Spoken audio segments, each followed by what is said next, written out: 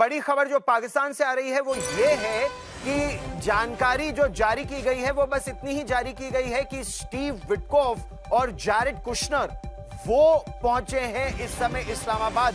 America के उपराष्ट्रपति JD Vance का इस समय जिक्र पाकिस्तान में नहीं किया जा रहा है।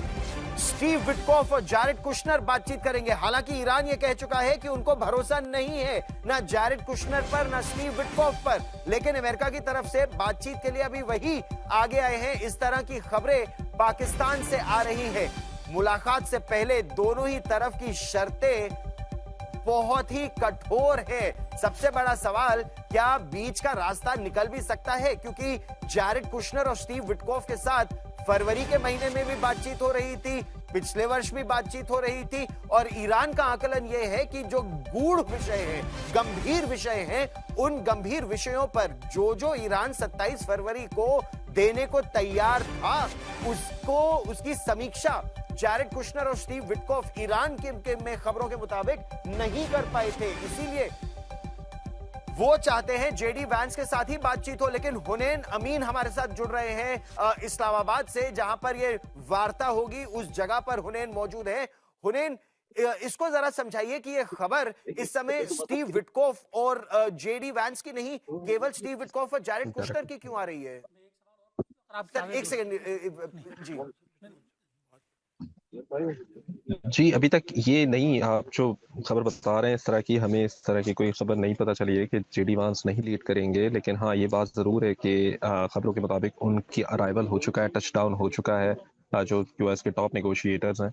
और आप जाके चीज़ें थोड़ा टाइम लेंगी, क्योंकि जहाँ वो लैंड करेंगे वो जगह, जो टॉक्स का वेन्यू डिसाइड हुआ है या बताया जा रहा है, आई एम सॉरी, वो उससे तकरीबन आधे घंटे पौने घंटे दूर है। अगर वो बहुत टॉप स्पीड पे भी अगर आते हैं तो तकरीबन उनको 35 मिनट तो लगेंगे, 30-35 मिनट शायद लग सकते हैं उनको यहाँ तक पहुँचने के लिए। और उसके बाद उनकी मुलाकात मुतवक्के है शहबाज शरीफ प्राइम मिनिस्टर पाकिस्तान से, और उसके बाद फिर ये पता चलेगा कि एजेंडा क्या है खबरों का। लेकिन अभी इस तरह की बात कि जो जो जो टॉक्स हैं वो जेडी वांस वाइस प्रेसिडेंट यूएस नहीं लीड करेंगे, इस तरह की कोई हतमी बात सामने नहीं आई है, और मैं इसको कंफर्मेशन के साथ नहीं कह सकता आपके सामने। जी, जो ईरान का डेलीगेशन आया है, जो ईरान का प्रतिनिधि मंडल आया है हुनैन, ये खबर आ रही है कि वो अपनी शर्तों पर बरकरार हैं। उनका कहना है कि पहले हॉर्मुज पे बातचीत नहीं होगी, पहले लेबनान पर फायरिंग रोकी जाए। उनके हवाले से आपको क्या पता चल रहा है? क्योंकि ईरान का मीडिया कह रहा है कि बातचीत में देर हो सकती है, डिले हो सकती है, सुबह नहीं दोपहर तक टल सकती है। और इस समय जो बीच में आप तस्वीरें देख रहे हैं अपने टेलीविजन स्क्रीन पर, ये तस्वीरें इस समय सीधे इस्लामाबाद से हम आपको दिखा रहे हैं। इस्लामाबाद टॉक्स के नाम से उस जगह को बताया जा रहा है।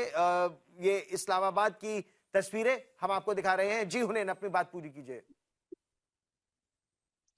जी, मैं यही कहूँगा कि अभी टॉक्स का होना तो इम्कान बनता ही नहीं है, क्योंकि अभी तक जेडी वांस साहब के अराइवल के बारे में हमें नहीं पता चला। अभी तक हमें ये पता चला है कि स्टीव विटकॉफ और कुशनर साहब, जैरेड कुशनर आ चुके हैं, जो कि मिडिल ईस्ट के इन्वॉइस हैं, और वो जाहिर है वो इस टॉक्स का बखूबी हिस्सा होंगे और वो फ्लैंक करेंगे जेडी वांस को। अभी तक हमने ये सुना है वो आ गए हैं, और जेडी वांस शायद थोड़ी देर में लैंड करेंगे, क्योंकि वो दोनों अलग अलग जगहों से आ रहे हैं।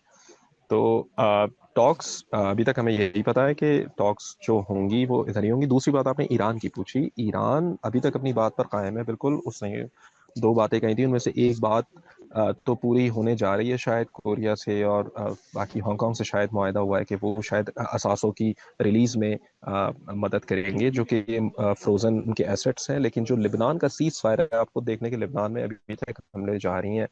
सिर्फ इस दौरानिए में, सिर्फ in the duration since the talks were conceived, the talks were planned, अभी तक 300 के करीब लोग मारे जा चुके हैं, कितने लोग जख्मी हैं, और बमबारी जारी है। तो ईरान का मौक़िफ़, ईरान का जो पूरा जो स्टैंस है इस टॉक्स को लेकर, सीज फायर को लेकर, वो उस पर कायम है कि भाई जब तक ये लेबनान पे बात नहीं होगी हम बात नहीं करेंगे, आगे सीज फायर नहीं होगा। अब हमें ये नहीं पता कि ये जो स्टेटमेंट्स आ रहे हैं ये उनकी ऑफिशियल पोजीशन है या डिप्लोमेटिक पोजीशन भी यही है, क्योंकि ऑफिशियल पोजीशन पे आपको एक अपना नैरेटिव सेट करना होता है जो आप स्टेटमेंट्स रिलीज करते हैं। लेकिन डिप्लोमेटिकली जो चीज़ें टेबल पर होंगी वो हमें पता चलेंगी थोड़ी देर में, उसका अभी कुछ कह नहीं सकते। हो सकता है कि डिप्लोमेटिकली अगर वो लोग दोनों थोड़ी थोड़ी सी अपनी तरफ से अपनी जो उन्होंने टाइट ट्रोप्स हैं उनको थोड़ा सा लूजन करें ताकि बात हो सके, वरना ये मुश्किल हो जाएंगी टॉक्स अगर इस तरह से ही दोनों अपनी पोजीशंस पर बसित रहे, क्योंकि ईरान की वाजे बहुत ही क्लियर कैटेगोरिकल पोजीशन है कि वो जी। जब तक कि लेबनान की सीज फायर अमल में नहीं आता तब तक कि वो बात आगे नहीं करेंगे, और इसी वजह से वो लोग पहले सेपरेटली मिलेंगे, बात आगे रखेंगे, अपना कॉन्फिडेंस बिल्ड करने की कोशिश करेंगे, पाकिस्तान के सामने अपनी पोजीशन क्लियर करेंगे, और फिर वहां से आगे बातचीत उस तरफ से होंगी। तो जिस तरह से ये बातचीत प्लान हुई है हुनैन, कहा यह जा रहा है कि सबसे पहले ईरान का डेलीगेशन हम्म, अलग से पाकिस्तान से बात करेगा, फिर अमेरिका का डेलीगेशन अलग से हम्म, पाकिस्तान से बात करेगा, और फिर इस पर चर्चा होगी कि दोनों की हम्म, आपस में बातचीत होगी भी, आमने सामने की बातचीत या जी। नहीं, या शुरू की सारी बातचीत मौखिक तौर पर, मतलब वर्बल या ये रिटन, ये पहले पाकिस्तान के जरिए होगी। जी, जी। ये जो स्पेसिफिसिटीज हैं इसकी, जी, ये जो स्पेसिफिसिटीज हैं इस मामले की, जो कि इंतहाई पर्टिकुलर बातें हैं कि किस तरह से प्रोटोकॉल सेट किया जाएगा मीडिएशन का, वो तो जाहिर है इनका अपना एक सेट प्रोटोकॉल है कि ये यही होता होगा और यही होगा। जाहिर है कि पहले दोनों मीडिएटर से बात करेंगे और फिर एक टेबल पर आएंगे, क्योंकि ये बहुत ही हाई लेवल सेंसिटिव टॉक्स है जिसके बारे में खबरें भी बहुत मुश्किल से मिल रही हैं। तो ऐसा तो नहीं होगा कि दोनों आएंगे कि हाँ बस हम आ चुके हैं, बस बैठ जाओ टेबल पर। तो मेरे ख्याल से ये जो डिप्लोमेटिक प्रोटोकॉल फॉलो होगा उसके तहत यही बात उस उसूलन समझ में भी आती है, क्योंकि दोनों पार्टीज अभी तक पाकिस्तान के कहने पे तो आ गए हैं, और मतलब ये पोजीशन दिखा भी रहे हैं कि वो रेडी हैं टॉक्स के लिए, लेकिन दोनों ये भी बता रहे हैं कि उनको ट्रस्ट नहीं है एक दूसरे पर, ईरान को खास तौर पर नहीं है, क्योंकि ईरान पर जब हमला हुआ तब नेगोशिएशंस ही जा रही थी। तो Iran feels very betrayed by US, and not only betrayed but it understands के US does not have any credibility whatsoever. और यही वजह है कि वो कह रहे हैं कि जेडी वांस से किसी नीचे के बंदे से हम बात ही नहीं करेंगे, मतलब वाइस प्रेसिडेंट से ऊपर का बंदा तो बात कर सकता है, नीचे का बंदा कोई बात नहीं करेगा। इसी वजह से जो जेरेड कुशनर या स्टीव विटकॉफ आए हैं यहाँ पर, उनका आना बहुत बड़ी बात है।